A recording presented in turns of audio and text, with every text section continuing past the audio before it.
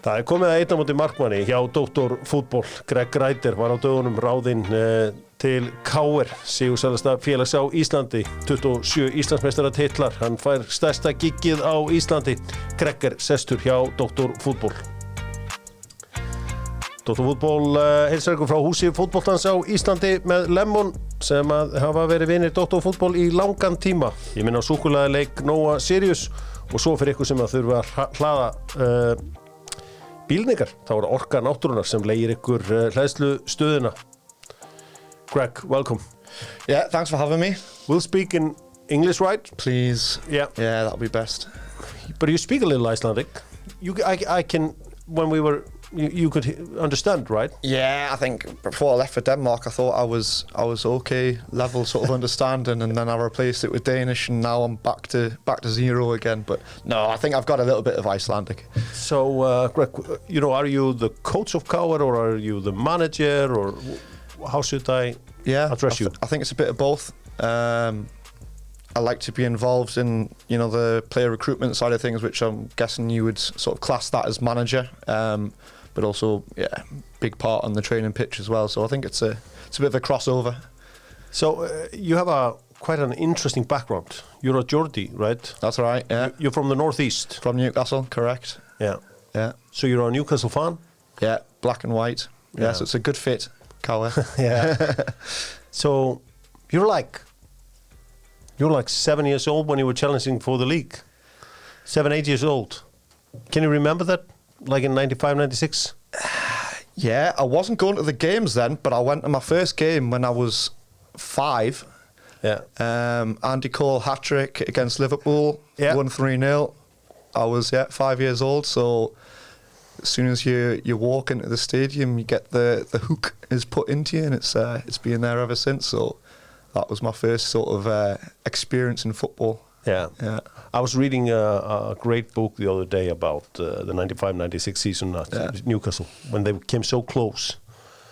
And it's a massive tactical error from Kevin Keegan. He signs Faustino Asprilla, and he takes Gillespie out of the team. Mm-hmm. So the crosses stopped coming in for Les Ferdinand. Mm-hmm. So, they...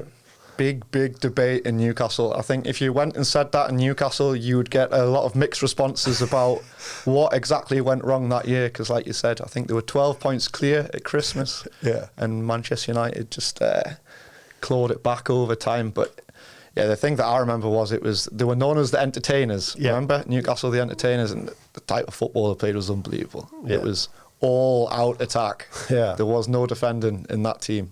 But yeah, it was a good time to be a Newcastle supporter, at least. Yeah. So is that a little bit what Ryder ball is going to look like? Is that what you're going to phrase your type of football? Ryder ball. I don't think there's any team that play like that now. Oh. I don't see any teams that play like Newcastle did in the 90s.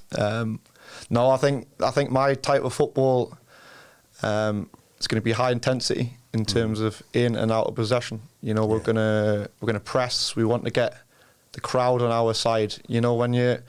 When that atmosphere you get when you play at KR, when you get periods of games when you're the opposition and you feel like it's just really tough, like the crowd are on KR's side and they're pressing and they're fighting for the balls and there's duels, and you, as the opposition, you feel like, right, we've just got to get through this sort of next 5-10 minutes to survive this. Yeah. I want that over a 90-minute period, if possible. That's the dream. Yeah. I know that's not reality, but as close to that as possible, that kind of environment when teams go there to play.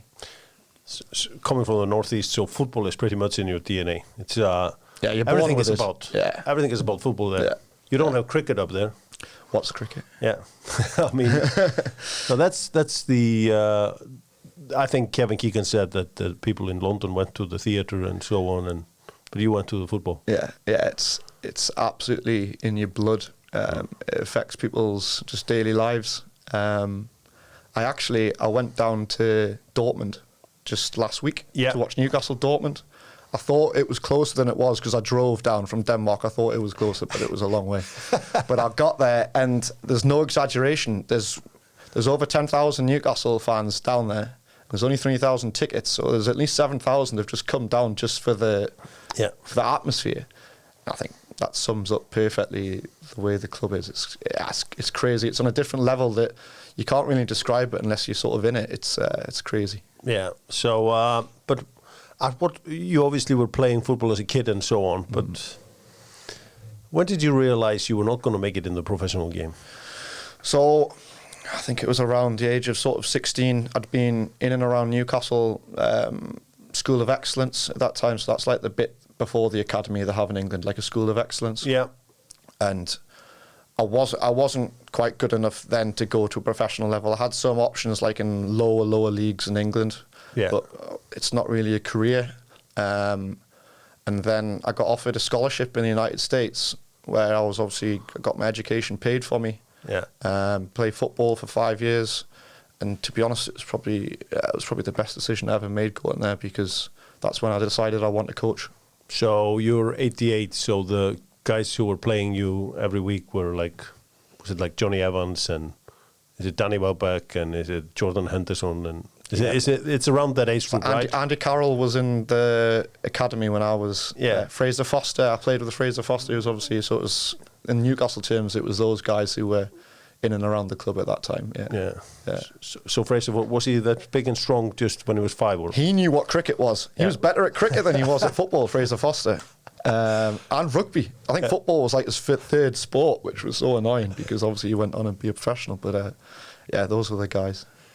So, I mean, do you think it would have helped your career to have a career as a player yourself? Like, imagine like you had played 170 times for Middlesbrough as a right back. I don't think that would have helped me playing for Middlesbrough. No, but of course, if I'd played the game, I felt it would have given me more. I agree with that. But I think you pick so much up from not playing the game as well. It gives you a different perspective. Yeah. And I think one of the biggest things that's helped me in the last couple of years is I've worked with Daniel Agger for 2 years. Yeah. And I've been with him just day in, day out. And of course I didn't play, but he played at the highest level. Yeah. And you pick up so much from people like that, and in terms of their thinking and how things work. So I think even though I've not played the game, you learn from other people who have and get their perspective on how it's done. So that's helped a lot. You were obviously working with Agger at Køge. Mm-hmm. So sometimes, I mean, he was new into coaching, and you had all these years at Þróttur and Thor and youth coaching in Iceland and so on. Were you never thinking like, wait a minute, I know more about coaching than he does? Or no. He had life experience in the game, experience playing in Champions League, playing in title challenges. So it's different. Of course, you hadn't coached, but you played football and you gained some unbelievable experience. So there was different things that I could bring to the table to what he could, but that's why I think we had a good sort of relationship and a very good team. Do you draw inspiration from the likes of Arrigo Sacchi and Jose Mourinho, if you like, who have really made it to the top without playing at the top? Like Sacchi didn't play at all, I think. Yeah, of course. I think it makes it possible. You know, I think it is harder to do it the way that I'm doing it. It's more challenging, but I think it's challenging in two ways. It's challenging because of network, because the people that you get to know through a playing career, you don't have that network. And then secondly, like you brought up, like the experience of actually playing at a high level, you don't have that, and therefore you have to rely on others and learn from them. But I think if you're open-minded and you work really, really hard, then you can get that information. Yeah, but like when you're instructing players and so on, do you think like, hey, if I had a footballing career, I could maybe, they would. If you're listening to someone who hadn't played the game, hey, please don't turn there. Yeah. Or, Yeah, of course, I think those things can help. But I think when you study the game and you're in the game for as long as I've been in the game now, I know I'm only 35, but I've been studying the game for decades. Yeah. And you pick up so much just from working with players. Because, of course, when you're coaching, if you're coaching a player like I've coached, for example, there's a guy at HBK now called Mike Jensen he played at Denmark, he was captain of Rosenborg. Of course, I pick up little bits from him as well. It's a two-way street. Yeah. You've got to learn from the people you work with and vice versa. So it's not like I'm going to go into a game and tell this guy, okay, you have to do it like this. Yeah. It's more about educating those on how I want to play the game in terms of tactical stuff. It's not teaching them how to play football, not at that level. You have a very unusual career. I mean, it must... Well, it says a lot about a guy that he leaves the Northeast to go coaching in the Westman Islands. I mean, what did your friends in the Northeast say when you were like, hey, I'm going to Iceland? Well, not sort of going to Iceland. It's a small island south of Iceland. Yeah, to go back to when I was in university, so age of 19, and I decided this was my path in terms of I wanted to be a football manager. Yeah. Then it's been whatever route I need to take to get there, then I'd do it. Yeah. So I would have gone to Afghanistan if I needed to. Yeah. That's just, so going to Iceland was actually quite close to England. It wasn't that far away. We already actually knew people who lived in the country before I came, so it wasn't as tough as you'd think. No, but it says a lot about the character, that you're so single-minded that you wanted just to leave, your friends and everybody and just go to the Westman Islands. Yeah. When you looked at it at the map, were you going like... I don't think I even looked at the map. I think I just landed there and I didn't know where I was. But yeah, you know how it is. If you want to do something, you've got to go for it. You can't go half-hearted for something. So everything that I've done in my coaching career has been if I want something. It was the same with this job at Cower. When the opportunity came up and I decided this is what I want, it was a very big decision. I've got a house in Denmark, I've got kids, I've got a wife there. Yeah. To move them back here to a job which is going to be tough and, there's risk that goes along with it. It's a big decision, but if you want it, you've got to go for it. Yeah, I wanted to be a coach myself, but I've always reminded myself that the world is full of unemployed coaches. It is.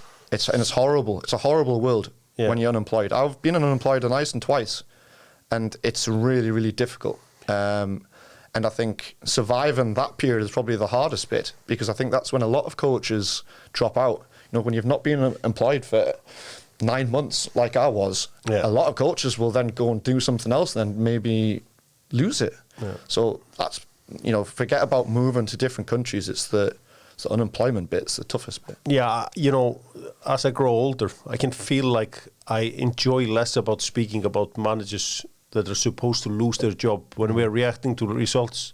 Let's say some managers lost for 5 games in a row, and hey, he's all the way here from England, bringing his family and so on, and here I am telling everybody he should be going or whatever. Yeah. So, but the thing is, it is a results business, and I think the sooner, if you're a manager or head coach, whatever you want to call it, the sooner you realise that's just the nature of the business, then you accept it. That's just the way it is. Yeah. People will fire you after 10 games in charge or after a year in charge. That's just the nature of the business. I'm not going to dwell too much on the past because, you obviously done great things in Iceland, but I have to ask you about one moment. Yeah. It's you have been probably involved in the funniest moment I have ever witnessed on a football pitch in Iceland.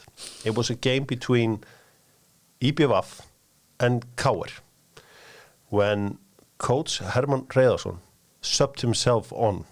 I was in the Westman Islands that day, and he put himself on as a striker on the day. I can remember that.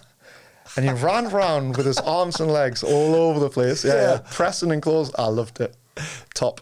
Yeah. So, but Gregg Ryder 2023, would he have allowed this substitution to go on? I wasn't the gaffer then. Yeah. He was the gaffer. And I tell you, working with him, you see, I've worked with some top people in, like I said, I'm only 35, but when I worked with him, that was, different level as well. I loved that. And what a guy, what a character. Yeah, I mean, you had David James there. David James, yeah. So that was a really special time as well. I've had some good experience in this country, so that was a funny game. I'd forgotten about that. Yeah, it has to be my favorite. I think we lost though, didn't we? Yeah, we lost. We were 2-1 down, I think, and he put himself on and tried to. Yeah, and Herman had been so long in England that he still thought that everybody in the Westman Islands hated Káir still. Yeah. But they hadn't been competing against Káir for many years. But he wasn't aware, so he just went all in. He taught me that everyone hated Káir as well. He did. But I mean, you go to Þróttur, and one of the things that has followed your career is you have there's a good reputation. The people speak highly of you in terms of about your work rate and how you prepare and so on. I remember speaking to Davíð Snorri, who was the coach at Leiknir, where he told me that you had thrown your homework before a Leiknir game into the bin at Leiknir, and obviously Leiknir is a small club, so they just picked it up and saw how you prepared the games. So they said, like, that was impressive. You work. You're a hard-working coach. Yeah. I think my mentality is in my career that I've had to work hard to get to where I want to be. I think I've got the cower now because I work hard, and I expect that of the players and my staff around me, that I think a lot can be achieved with hard work. And when you went to ask me before about playing style, I think the fundamentals is hard work. I think if you put hard work into things, normally you get in what you put, what you get out of it. So, I put a lot of hard work in. I'm always learning. I'm always trying to be better, and that's important, I think. I promise you not to speak too much about the past because we're focusing on Káar this time. But you got criticized in 2016 when you had Þróttur that it was a bit naive how you dealt with the preseason in Iceland. I've spoken to some of your players in 2016, and they said, like, well, we started so late. And I can imagine for someone who comes from England that he thinks, like, hey, in England we have a month-long preseason. 5 months is enough to get the guys in shape. But, people felt like you started late that year and it was, a bit naive. Yeah, I think you could list a lot more mistakes than that one, to be honest. I made a hell of a lot of mistakes. Yeah. We could talk about a number of different things I did wrong. And that was one of them, 100%. And I think this is what happens when you're a young coach. Yeah. What would I have been, 26 then? I think 27 maybe. Yeah. Of course you're going to make these mistakes. But that's why it was so good for me working, in Iceland as a 25-year-old and I was allowed to make these mistakes to an extent. I could make these mistakes, and I did make those mistakes. Of course, if I hadn't have learned from these mistakes, it would have been a problem. But for example, yesterday we had our first training session with Káar, and all players were in the session, and we started the session with a high-speed running test. Yeah. Which the players, I don't think, were used to. No. They weren't expecting it. But this is how you do it abroad. Your first day back, you come in, you see where the players are in terms of their fitness levels.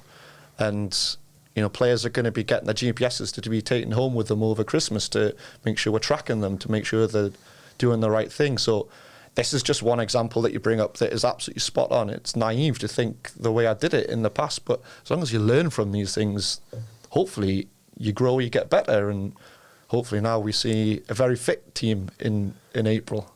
And you from Þróttur you go to Akureyri, and from Akureyri, from Þór, you go to Køge in Denmark. You obviously work with Daniel Akker there and so on, but they've changed coaches maybe 2 or 3 times since you were there. There's 3 different, since I've been there. So why are you not the head coach of Køge? When I first went out to Denmark, I didn't want to be. When I was at Thor, and also Þróttur, I made a lot of mistakes. Some of them you've just pointed out. And I think I was 31 when I left Thor. I was like, okay, I'm young, I need to learn.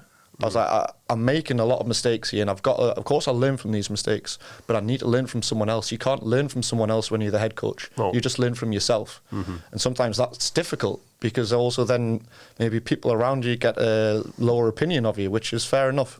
So I was like, okay, I've got to go to a professional environment. I need to work at a professional club. I need to learn. I need to learn from other people, see how they do things, and grow and get better. And that's exactly what I did. Now, I couldn't have picked better people to learn from than what I did in HBK, because I had 3 completely different types of managers with different experiences. Aga played at Liverpool highest level. Auri, who was my first head coach, he'd been a head coach of Brøndby, Superliga. So many different experiences, and that's the reason why I wasn't head coach, because I wasn't ready for it. I needed to learn. I needed to evolve and get better. So let's fast forward then. You become the coach of Káar last month. There was a lot of talk about a different manager coming in. Are you comfortable with the fact that you were not first choice? Yes. Yeah. I think first choice was Oscar. Yeah. Of course, why wouldn't you want Oscar? I mean, the things he did at Breidablik was unique. It's the first team in Europe. Yeah. He is an outstanding coach. I think any team in Iceland would have wanted to get Oscar in. So when Bjarni called me, I asked him, am I first choice or not? Have you spoken to Oscar? Yeah, they wanted Oscar, but he was going to Norway. And then from then on, it just progressed. So 100% comfortable with that situation. I think it's just fair. A lot of things have changed since you left Iceland. Obviously, there's been a few years. We've had some new flavors coming in. Oscar and Arnar have been dominating Icelandic football over the last few years, especially obviously Arnar, who has been winning like crazy. Yeah. They've both managed to put their stamps on their teams. You pretty know what's on Oscar team, and obviously these things have evolved, but they have this, well, especially with Oscar in the beginning, it was possession, a lot of possession. Yeah. So, I mean, you obviously are playing on a natural grass, and playing in a natural grass in Iceland, as you know, is more difficult than artificial. It's actually a different sport, in my opinion. Yeah. Because it's difficult to pass the ball and so on, to control it and so on. Can KR fans and Icelandic football fans expect some sort of a pattern of this KR team next year, as soon as next year? 100%. The team requires an identity, not just from the first team. It requires an identity from the first team all the way down in the youth groups as well. And that's one of the things that I spoke to KR about, is that the club needs identity. So if you go and watch KR 3 o'clock a team playing and both teams were wearing white shirts, you'd be able to pick out which team was KR from the way they're playing at a youth group. And that matches how the first team is playing. I think that's the way that football is developing, is that you're producing players in your own club from playing in a certain playing philosophy. And yeah, I want there to be an absolute clear identity. So whenever someone comes and watches KR, it's the same that you've just said there when they watch Oscar's team at Breidablik or Arnar at Víkinga, it's clear. So, but you're not worried about, like, we're starting in April. You're going to have a yellow KR-völlur, meistaravöllur, to play on.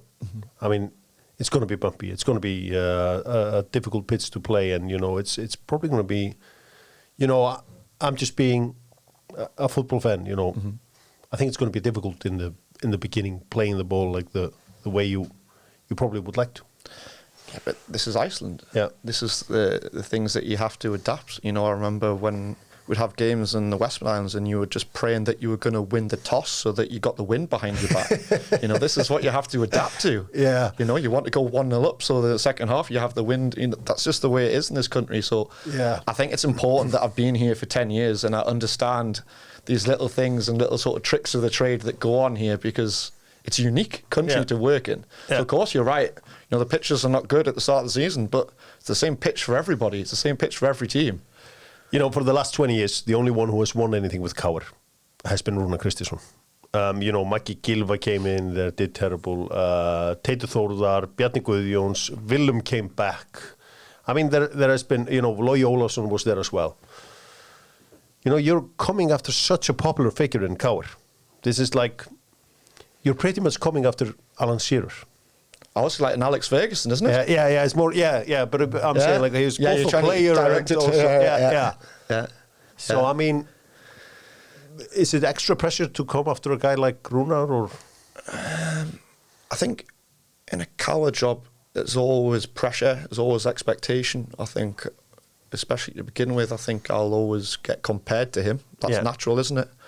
I think when you have someone as successful as he was, of course, there's a lot to live up to, but I'm not him. No. I'm foreign. I'm a foreigner coming here as well. I'm not Rúnar. I'll do things differently to the way he does. But the ambition for me is, when I came to this club, if I'm going to come back to Iceland, from Denmark, to come and work in football here, it's because I believe that we can win something. Yeah. And that's what KR demands, to win something. I do believe there's something in the club now where there's going to be time given to me, which I think is important. Yeah. I don't think there's an expectation that we're going to win something this season. Of course, everyone would love that. Yeah. And I would love that too. But I think there is an expectation that over my 3-year contract we win something, and that is also my own expectation. Yeah. So pressure always, risk yes, opportunity massive. Yeah. All right. It's going to be interesting because, you know, Rúnar being such a popular figure among Káar people, I could never see a pattern of play. I could not have told anybody what was a Rúnar ball or whatever it was. But they managed to win the league in 2019 with a very high average age. It was like probably one of the oldest teams ever to win it. But they were so tough. They would just force the issue. Yeah, they would but just sometimes that's a style. That is that style. So I know when you say, okay, you couldn't see a clear style of play, but the one. Yeah. Winning is a style of play as well, to an extent. If you can say, okay, Adna plays this way, Oscar plays this way, Rúnar played in the one. Yeah. You take that. That's a style for me as well. So I don't think, you can't be critical of winning. I mean, if you look at the Káar team last year, it's you just have to need to have a look at the goal difference. It's a -10. So that tells me like it was probably not a good season, and they ended up 6th. There were only 2 teams in the whole division that scored less than Káar. It was only the relegated teams, if I believe I'm right. Káar only scored 38 goals in 27 games. That's not going to get you into Europe or win you titles. How are you going to make sure that Káar scores more? Of course, it's easy to sort of look back and see what happens, but it's completely different. For me, the focus is on what we do now and not what happened last year or when we last won a title or anything like that. It's about what do we do in the future. The focus for me is about performance. It's about creating. The biggest thing for me is about creating a team. Yeah. And a unity within the team and within the football club. That's the most crucial thing that we need to do right now. I mean, if you look at the best teams in Iceland at the moment, it's Víkingur, Valur, Stjarnan and Breiðablik. And all these teams have one thing in common.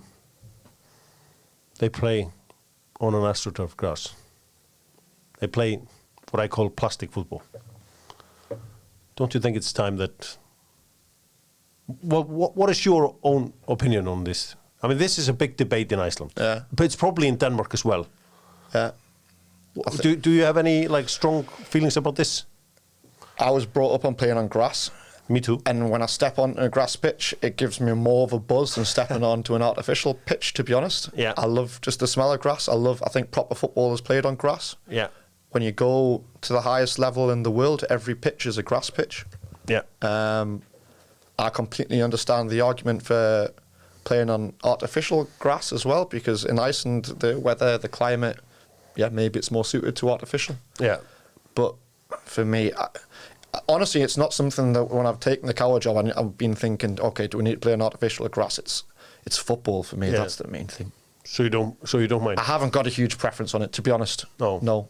I can understand both arguments. Welcome to Iceland. This is a big debate here. Yeah, okay. I'll do more research and come back to you on it. Yeah, but the facilities, you must have discussed facilities with Káar. Yeah. I mean, there has been a lot of discussion about facilities in the western part of Reykjavik. Yeah. This is a historic club, the biggest club in Iceland, with all these titles and everything, but their facilities is not up to the, just to be honest, not up to the standards what Breiðablik has or FA or Stjarnan or whatever. Yeah.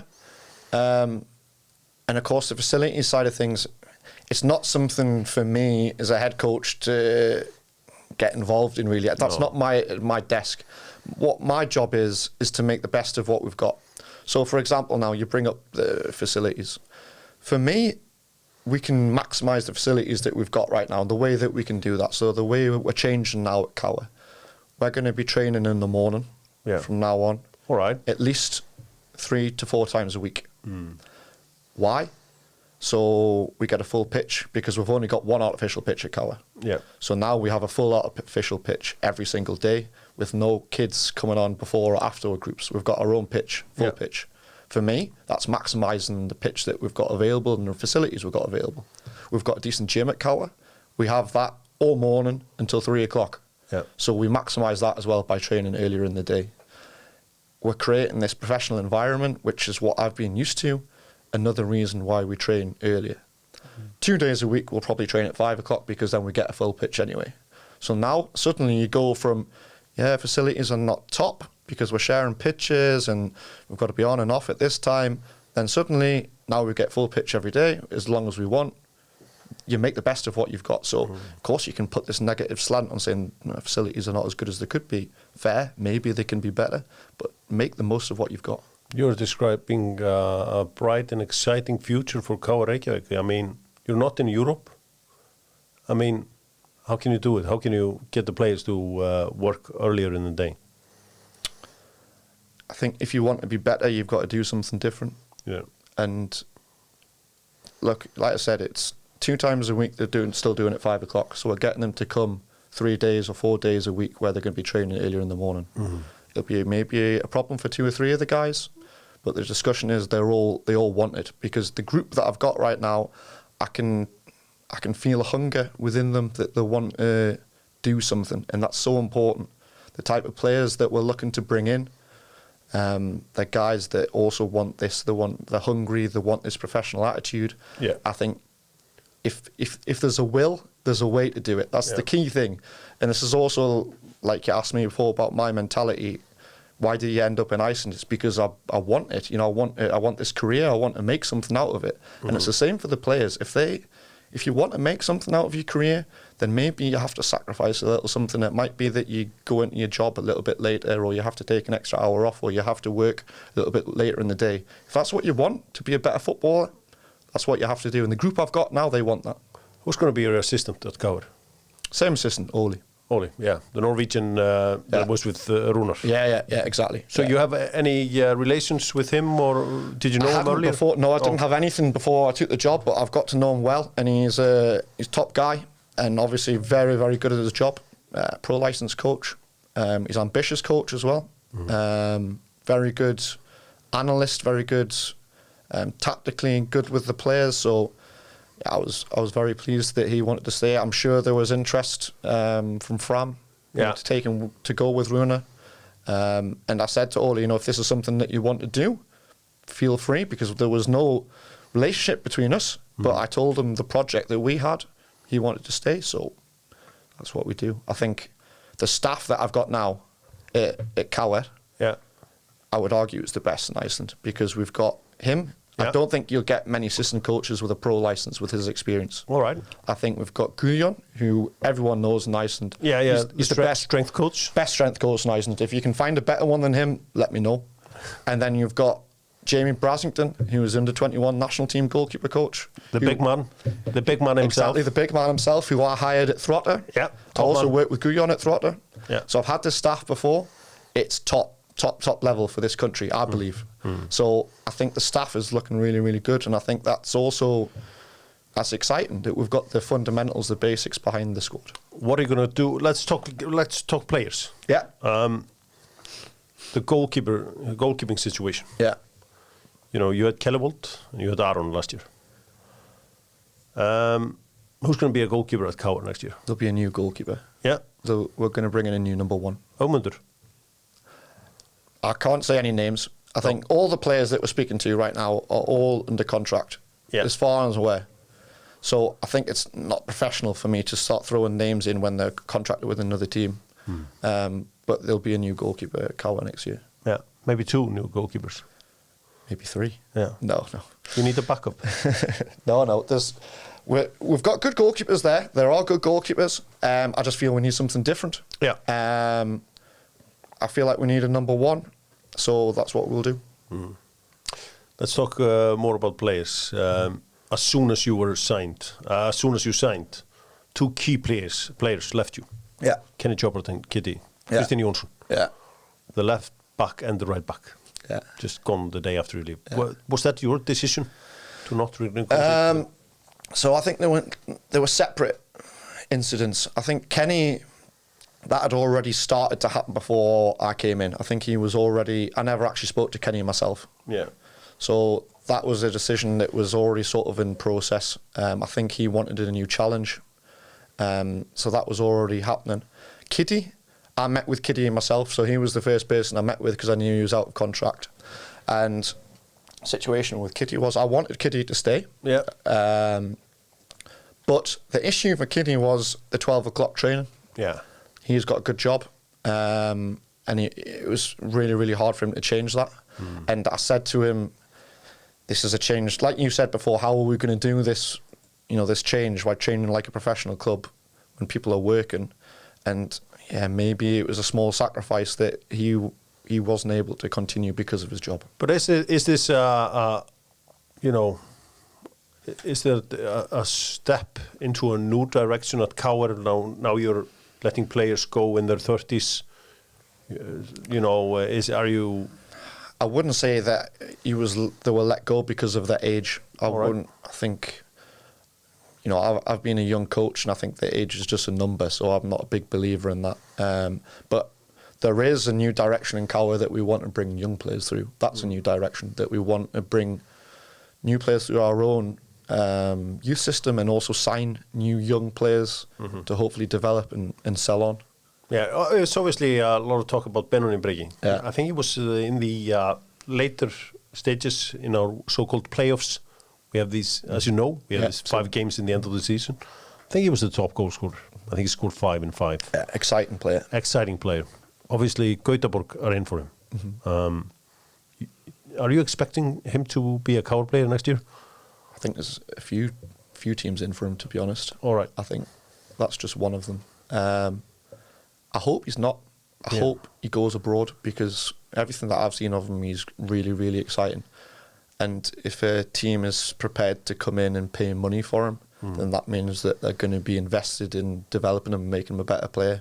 And what we want to do at KR now is produce that type of player to go and play abroad. Yeah. So if he gets an offer to go abroad and it's a good offer and the club really want him and he's going to play, then he should take that. I think that's what we're trying to do at KR. We're trying to produce players. So I mean, it's no denying you need players. You need a lot of players, I think. How many do you think? Well, well, we don't have a transfer market here in Iceland. Well, not really. Where are you going to get these players? We all seen when Bjarni came in with Henrik Böttger and we got the Danish Revolution in 2015-16, where every player was from Irland or whatever. And that's not, for me, the KR way. But how are we going to find players? I think regarding players, the key thing for me is getting the right player in. It's got to be, and when I say right player, character, leadership, they've got to be mentally winning mentality. And I think the key is getting the right person in. So I know there'll be obviously KR supporters listening to this now, and they'll be like, okay, we need to sign players. Just like you said, we need players. I agree. But we've got to get the right players in. And if that means waiting for the right one to come up, I will do that. I won't go and sign a player tomorrow just because of his name. No. Or because he's played at certain clubs, or because he has he had a really, really good reputation in Iceland. I'll get him in because he's going to make the team better. He fits the style of play that we want to create, the right profile, and then we'll sign the player. It's not because of anything else. Do you have a wish list? We've basically got a profile for every position that we want in terms of characteristics that the player needs to have, mentally, physically, technically, tactically. And when we identify a player, we tick off the boxes to see how many of those that player has. And once we've narrowed down that massive, massive group of players, then you could say you produce. Basically, we call it a depth chart. We've got a depth chart where we've got 3 or 4 players in every position, and we say, is this the guy that we want? And then we pursue the ones that we want. But Greg, where are those players going to come from? I mean, it's soon will be December here in Iceland. Everywhere. I mean, where are you going to find those players? There's players all over the world. Yeah. So you're pretty much telling me you're going to look abroad. I think if I tell you, I would be giving away secrets. Yeah. I hope that when we make our first signing, then that's a good sort of signal of our intent. That's all I can say. Can you tell me about one player you're in for? No, I couldn't tell you a single name. No, sorry. So what's Gregg Ryder? What does a Ryder ball look like? Is that the system, or is it the pattern of play, or what is it? Is it the 3-4-3? I wouldn't say a fixed system or fixed formation. I think it's about the principles, agreements that you stick to. It's about a mentality.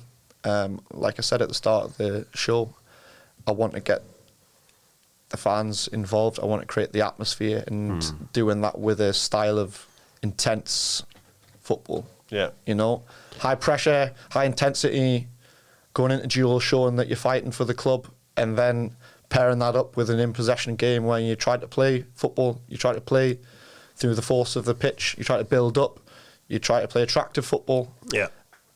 Listen, I think when you speak to any coach, though, they often say this. This sounds like quite a generic way of playing, right? So I think it's more about the personality of the team that you create. For me, that's the key to this. Is it a 4 at the back or 3 at the back? Depends. I'm open. Yeah. Di Laurentiis, the Napoli owner, was hiring a new coach, and he only wanted coaches who could play 4 at the back, because Italian coaches like 3 at the back. Yeah. No, one of the things again that I've learned, I've learned different formations, different styles.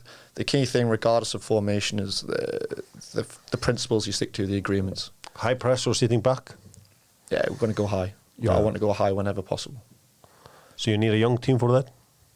No, not necessarily. Einn was, I think, third best yesterday in the sprint test, you know, so he's what, 36? Yeah. Age is just a number. Yeah. It's fun that he's now like a 6 or 8, because when he was a kid, he was like, he had, you know, all the Ronaldo skills. Yeah. He did the flicks on behind. He was just like a... But I tell you what, he looks after himself so well. Yeah. You can tell he's been professional ball, because I looked at him yesterday and he's just not a little bit of fat on him, and he was doing this test, flying past the young guys. I think, that's top. That shows, you know, mentality. That's the kind of thing we need. So to say, we need a young team, no, that's not correct. You need players that fit the system, that fit into the way we want to play. So, you know, you were saying you were not, you know, there's not pressure on you to win a title this first year. I think there probably is a bit of pressure. Yeah. There's, like I said, at this football club, there's always expectation. Yeah. Always. Yeah. And if I was to sit here and say there's not, then I would be very naive. I think there's expectation, there's demands. In the last 10 seasons, you've only won it once. That's coward. Only once. Yeah. That's very, very little for... That's, you know, that's not up to the coward standard. No, it's not. It's not up to the standard. But I also think, like you said before, was it 2019 when the one that had a very old average age? Mature. Yeah, mature. Yeah. And I think when you win with an older squad, there's going to come a period afterwards where it's like you have to hit the restart button, don't you? Because those players can't keep playing. Mm-hmm. So I think there's been a transition period, and I think we're still in a transition period. It's just you've got to sort of admit that you're in that period and that we're working towards something, which is what we're doing now. Would you agree if you don't make the top 4 this year, that would be a disappointment? Personally, I would be disappointed if we didn't get to the top 4, because of course you want to get into Europe. Mm-hmm. But the absolute key for me is that we see progression, we see change, and we see this change in mentality. Mm-hmm. And if it finishes 5th, a lot of people will be disappointed with that. The ambition, of course, is always to compete at Cowart. I 100% agree with that. But we need to see a change. We need to see development. That's the most important. The time is now to strike, because Breiðablik are coming in with a inexperienced coach, Stjarnan, somebody who has never been under pressure. It's going to be the first year he's under pressure. Next year he was just a caretaker. This time around, yeah, but those guys that you're talking about, though, they're top coaches. You know, they are top coaches. What Jürgen did with Stjarnan last year was really good. Yeah, like the style of football he was playing, the way that he got the players, and it was top. I could see that from afar. And also at Breiðablik, he hasn't been a head coach for a long time or whatever, but he's worked with a top level manager. Yeah. And he's been really, really influential in that. So, I would never underestimate either of those guys. I saw an article, maybe it was on football.net, or maybe it was you. Yeah. And you said about how this was maybe one of the best times for young Icelandic coaches in our league now. Yeah. And it's true. Yeah. And when this Coward job came up and I saw the names that are around Iceland, I was like, okay, they're going to probably find a good coach over there because there's so many good Icelandic coaches. So, yeah, I don't think we can underestimate any of the other teams because of who's coaching. Definitely not.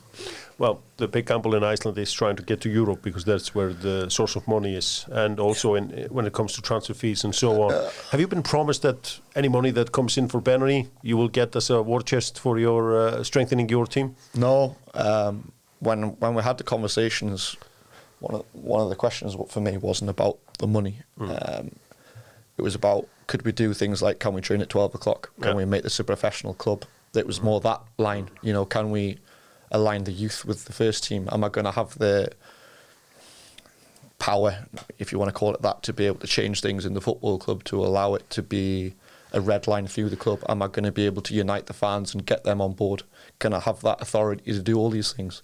It wasn't about how much money I had. You have looked at detailed stats from last year and the pattern of play and so on. What are you going to change?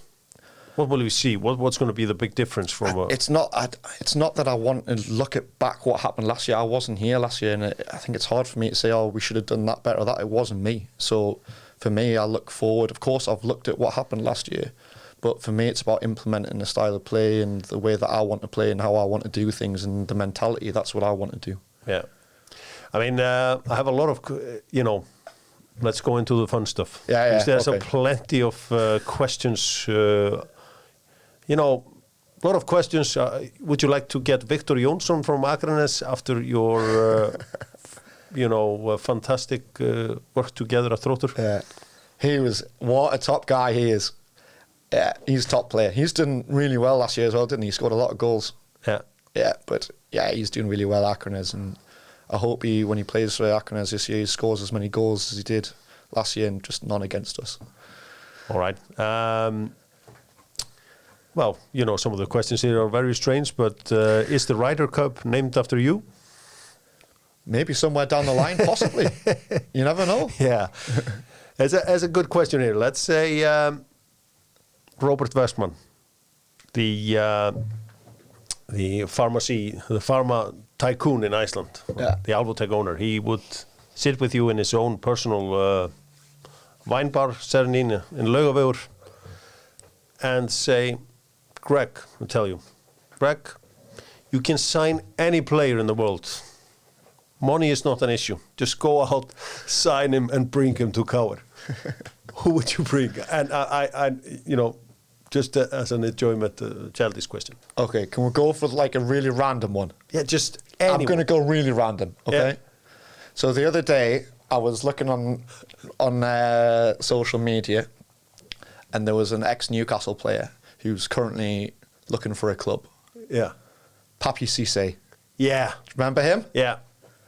He's 33. Yeah. Okay, so yeah, he's still got a couple of years left in him. Yeah. He's desperate to play. Yeah. He likes black and white. Yeah. I would say, I think he could score a couple of goals for us. Get Papi Cisse to Iceland. Remember his slicing goal at Chelsea? Yeah. Yeah, I would like to see some of that. Yeah. It looks good in black and white. I actually thought about this question when it came in. I would bring in Jude Bellingham. Do you think he would leave Madrid? No, I'm saying like he's willing to give you any player in the world. Is he willing to come? Yeah, I mean that was the world I was creating. So from that basis, so you're talking about best. I think Jude Bellingham is one of the best footballers in the world right now. So you would, if Robert would promise you any player in the world, he was promising everything. Yeah, I wouldn't go Messi. I wouldn't go Ronaldo. No, I wouldn't go that way. I'd go for a Haaland, or I'd go for Jude Bellingham, or something down. Pick one. I'm a Newcastle fan, so I'm going to have to pick a Newcastle player. I'm going to pick Anthony Gordon. Yeah. I'm going to sign Anthony Gordon. Yeah. I love him. Yeah. High pressing. High pressure, work rate, quick, scores goals. Shocking he's not in the England squad. Yeah. Might sign for Scotland now instead. Yeah. So I'm going Anthony Gordon. Yeah. So let's go up north and sign Anthony Gordon then. Now, Andy Carroll or Shola Amiobi? A lot of Newcastle fans asking here. I know Shola, actually. Shola did a speech at my brother's wedding. All right. It was so funny. So I've got to go Shola all day long. Yeah, I've heard the Amiopi family is the nicest family in football. Yeah, they played in Iceland. Tommy was at Grindavík. and Ísafjörður, I think. Yeah, he was at Grindavík. Yeah. A lovely family, yeah. Auki asks, what has to happen so Kauer will be a champion in 2 or 3 years' time? I can't wait any longer.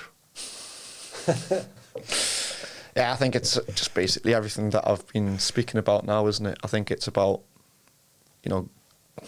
getting the club back in terms of the feel, getting the supporters involved, getting the team to be a real football team,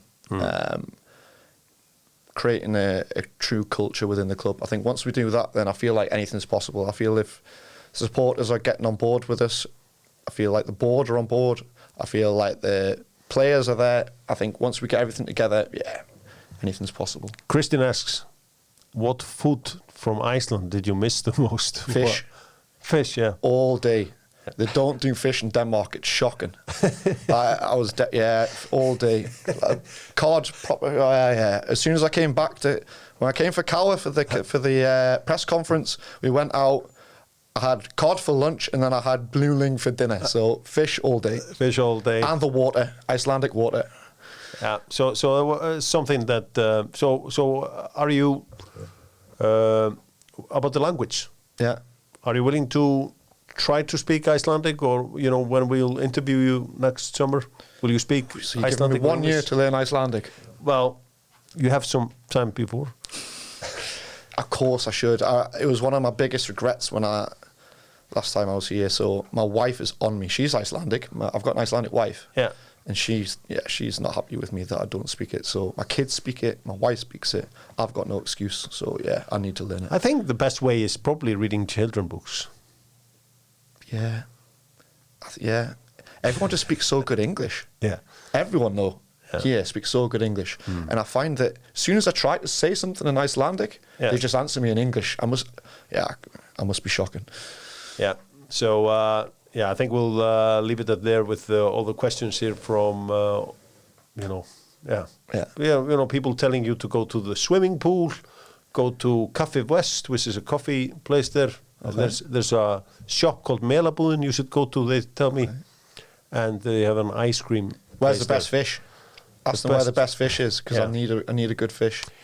That's at La Primavera in Grandi. You know where Grandi is? Yeah, it's on the west. You go there. Okay. So top. That's top. Okay. That's my man there. Okay. So anything, something you want to, if you could speak directly to people who like Kauer and want them to do well? No, I think I put a message in the supporters group. I don't know if you saw that just the other day. I think, like I've spoke about a lot now, just in this talk, is how much I want everyone to get together. I want them to be proud of the team that we're going to create.